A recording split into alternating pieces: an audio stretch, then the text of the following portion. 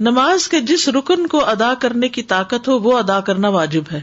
مثلا آپ قیام کر سکتے ہیں لیکن رکوع نہیں کر سکتے تو قیام کر لیجئے.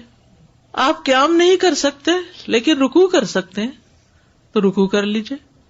آپ قیام اور رکوع کر سکتے ہیں, سجدے میں نہیں جا سکتے تو قیام اور رکوع تو پراپر کیجئے. سجدے کے لیے آپ کرسی پہ بیٹھ کے اشاروں سے نماز پڑھ لیجئے. اسی طرح بعض اوقات قیام نہیں ہوتا, جیسے رمضان میں قیام ہوتا ہے نا, قیام اللیل, تو آپ کیا کرتے ہیں, کچھ دیر کھڑے رہتے ہیں پھر بیٹھ جاتے ہیں. لیکن رکوع اور سجدہ آپ کر سکتے ہیں تو رکوع اور سجدہ کرتے جائیں, یہ نہیں کہ ایک دفعہ بیٹھے تو ہر چیز بیٹھ کے کر رہے ہیں. تو یہ یاد رکھیے کہ نماز کا جتنا رکن آپ ادا کر سکتے ہیں, اگر سارا وقت کھڑے نہیں ہو سکتے, آدھا بھی ہو سکتا ہے تو آدھا کھڑے ہو جائیں پھر بیٹھ جائیں. لیکن جب رکوع کا ٹائم ہے تو کھڑے ہو جائیں پھر رکوع کر لیں. بیٹھ کر رکوع اور سجدہ کرنے کا طریقہ ابن عمر سے مروی ہے, وہ کہتے ہیں رسول اللہ صلی اللہ علیہ وسلم اپنے ایک بیمار ساتھی کی عیادت کے لیے نکلے, میں بھی آپ کے ساتھ تھا. جب اس کے پاس پہنچے تو کیا دیکھتے کہ وہ ایک لکڑی پر نماز پڑھ رہا ہے اور سجدہ کرتے وقت اپنی پیشانی اس پر ٹیکتا ہے. آپ صلی اللہ علیہ وسلم نے اس کی طرف اشارہ کیا تو اس نے لکڑی کو پھینک دیا اور اس نے تکیہ پکڑ لیا. تو رسول اللہ صلی اللہ علیہ وسلم نے فرمایا اس کو بھی ہٹا دو, یعنی تکیے کو. اگر تم استطاعت رکھتے ہو تو زمین پہ سجدہ کرو, نہیں رکھتے تو اشارے سے پڑھو اور اپنے سجدوں کو اپنے رکوع سے زیادہ جھکاؤ. یعنی تکیے, تختے, کسی چیز پہ پڑھنے کی ضرورت نہیں, ٹیبل پہ کسی بھی چیز پہ سر رکھنے کی ضرورت نہیں. اور یہ حدیث یاد رکھیے. عبدالعزیز بن باز کہتے ہیں کہ زمین یا کرسی پر بیٹھ کر نماز ادا کرنے کے لیے واجب ہے کہ وہ سجدہ کرتے وقت اپنے رکوع سے زیادہ جھکے, بس یہ یاد رکھیے.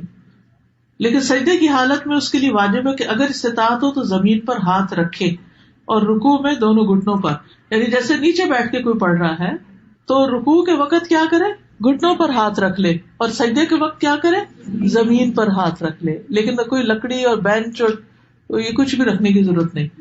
اگر زمین تک نہیں جاتا تو جہاں تک ہاتھ انگلیاں لگتی ہیں تو اتنی لگا لے تاکہ رکوع اور سجدے میں اشارے میں فرق ہو. لیکن اگر استطاعت نہ ہو تو اپنے ہاتھ گھٹنوں پر ہی رکھے, جیسا کہ نبی صلی اللہ علیہ وسلم سے ثابت ہے کہ مجھے 7 ہڈیوں پر سجدہ کرنے کا حکم دیا گیا ہے. پیشانی, اور آپ نے ناک کی طرف اشارہ کیا, دونوں ہاتھ, دونوں گھٹنے اور پاؤں کی انگلیاں. اور جو شخص ایسا کرنے سے عاجز ہو اور کرسی پر بیٹھ کر نماز ادا کرے تو اس میں کوئی حرج نہیں. یعنی زمین پہ نہیں بیٹھ سکتا تو کیا کرے, کرسی میں بیٹھ جائے. فاتقوا اللہ ما استطعتم, نبی صلی اللہ علیہ وسلم نے فرمایا اذا امرتکم بامر فاتوا منہ ما استطعتم, جب میں تمہیں کسی چیز کا حکم دوں تو تم اپنی استطاعت کے مطابق اس پر عمل کرو.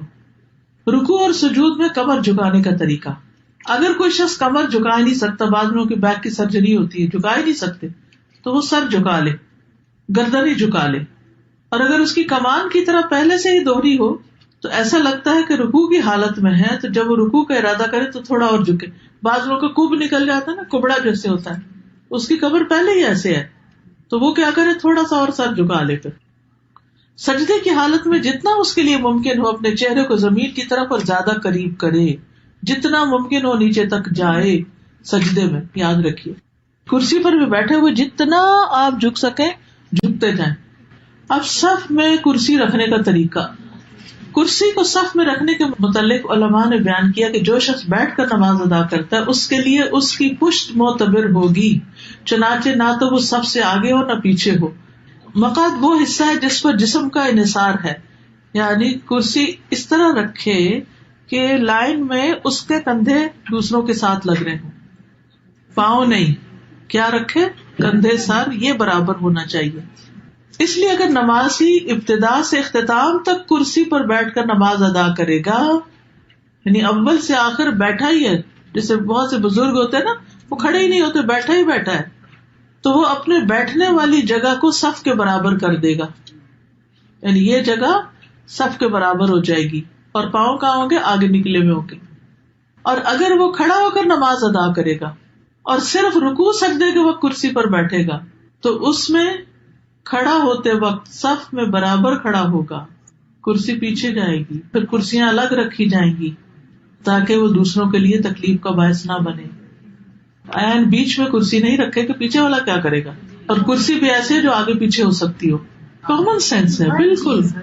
اپنی پوری کوشش کے ساتھ جتنا کر سکتے ہو کر لو. نماز کے واجبات کو ادا کرنے کا قاعدہ یہ ہے کہ نمازی جس فعل کو سر انجام دینے کی طاقت رکھے اسے ادا کرنا اس پر واجب ہے، اور جس رکن کو ادا کرنے سے وہ عاجز ہو وہ ساقط ہے۔ جو کر ہی نہیں سکتے، ہم بعض اوقات ایسے تو گھٹنے اکڑ جاتے ہیں، تو آپ پوری طرح جلسہ استراحت میں پوری طرح پیچھے نہیں بیٹھ سکتے، یعنی آگے اکڑو سے ہو کے بیٹھے ہوئے ہوتے ہیں، کوئی بات نہیں، یہ نہیں کہ اٹھتے ہی دوبارہ سجدے پہ چلے گئے، نہیں، جتنا رک گئے، ٹیڑھے رکے، سیدھے رکے، جتنی استطاعت ہے، فاتقوا اللہ ما استطعتم۔ لہذا جو شخص قیام کرنے سے عاجز ہو تو وہ قیام کی حالت میں کرسی پر بیٹھ سکتا ہے، لیکن رکوع اور سجدہ اس کی اصل صورت میں ہی کرے گا۔ جیسے قیام سے عاجز ہے کوئی، جیسے لمبی نماز میں مثلاً، تو قیام میں کرسی پہ بیٹھ جائے، لیکن رکوع اور سجدہ اصل صورت میں کرے، یعنی پھر اٹھ کے آرام سے رکوع بھی کرے، سجدے میں بھی جائے۔ اگر وہ قیام میں کھڑا ہو کر نماز ادا کرنے کی استطاعت رکھتا ہے اور اس کے لیے رکوع اور سجدہ کرنا مشکل ہے، تو وہ کھڑے ہو کر نماز پڑھے گا اور رکوع اور سجدے کے وقت کرسی پر بیٹھ جائے گا اور اپنے سجدوں میں اپنے رکوع سے زیادہ جھکے گا۔ یہ نوٹ کر لیجیے، کس طرح کرسی پہ پڑھے گا؟ اپنے سجدوں میں رکوع سے زیادہ جھکے گا، یعنی بیٹھے بیٹھے ہی رکوع کرے گا کم جھک کر، اور جب سجدہ کرے گا بیٹھے بیٹھے تو زیادہ جھکے گا۔ قیام سے معذور شخص پر سجدہ اور رکوع کرنا لازم ہے۔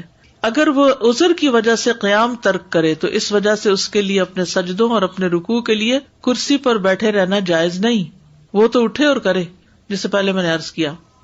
علقمہ بن وقاص سے روایت ہے، انہوں نے کہا، میں نے عائشہ رضی اللہ تعالی عنہا سے پوچھا، جب رسول اللہ صلی اللہ علیہ وسلم بیٹھ کر 2 رکعتیں پڑھتے تو کیا کرتے تھے؟ جب بیٹھ کے نماز پڑھتے تھے تو کیا کرتے تھے؟ انہوں نے جواب دیا، آپ ان میں قرات کرتے رہتے، جب رکوع کرنے کا ارادہ کرتے تو کھڑے ہو جاتے، پھر رکوع کرتے تھے، یعنی قیام میں بیٹھ جاتے لیکن رکوع کے وقت پھر کھڑے ہو جاتے۔ سمجھ آ گئی بات؟ اوکے۔ سجدہ اور رکوع سے معذور شخص پر قیام کرنا لازم ہے، یعنی اگر کوئی شخص کھڑا تو ہو سکتا ہے لیکن رکوع اور سجدے میں نہیں جا پاتا تو کم از کم قیام ضرور کرے۔ کچھ لوگ ہوتے ہیں قیام کر سکتے ہیں لیکن وضو کیا، جا کے ڈھک کرسی پہ بیٹھ گئے اور وہی سارا پڑھا۔ نہیں، اگر آپ کھڑے ہو کے کھانا پکا سکتے کچن میں تو نماز میں آ کے کیوں بیٹھ گئے؟ پھر وہ کبھی کہتے ہیں کہ ہمارے لیے بیٹھنا اٹھنا مشکل ہے، مشکل تو ہے لیکن اجر بھی ہے۔ صبح فجر کے وقت بیڈ سے بھی تو اٹھتے ہیں نا ہم۔ پھر اسی طرح یہ ہے کہ کرسی کو پکڑ کے اٹھ جائیں اگر ویسے نہیں اٹھ سکتے، ویسے بھی تو نماز کے لیے ٹیک لگا کے اٹھتے ہیں نا ہاتھوں کی، ٹھیک ہے نا؟ تو فاتقوا اللہ ما استطعتم، جتنی استطاعت ہے اتنا کام کرتے جاؤ۔ اگر وہ رکوع اور سجدہ اصل صورت میں ادا کرنے سے معذور ہے تو اس وجہ سے اس کا قیام کو چھوڑنا اور حالت قیام میں کرسی پر بیٹھنا جائز نہیں۔ کچھ قیام بیٹھ کر، کچھ قیام کھڑے ہو کر کرنے کی اجازت ہے۔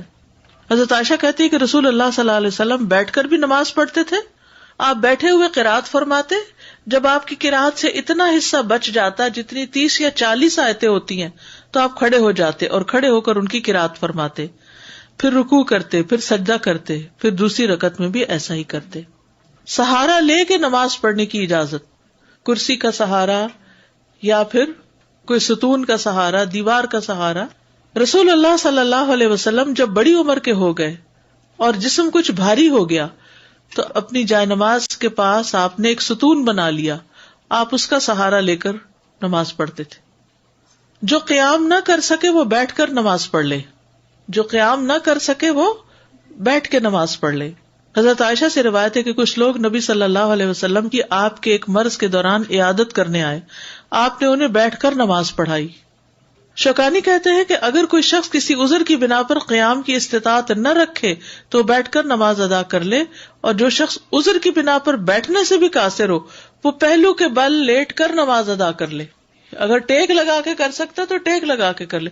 کچھ ایسے معذور ہو جاتے ہیں نا کہ جو بیٹھ نہیں پاتے، بزرگ ہوتے ہیں، تو ان کو ٹیک لگوا دے۔ عمران بن حسین رضی اللہ عنہ کہتے ہیں کہ مجھے بواسیر کا مرض تھا، پائلز تھے، تو میں نے نبی صلی اللہ علیہ وسلم سے نماز کے بارے میں دریافت کیا۔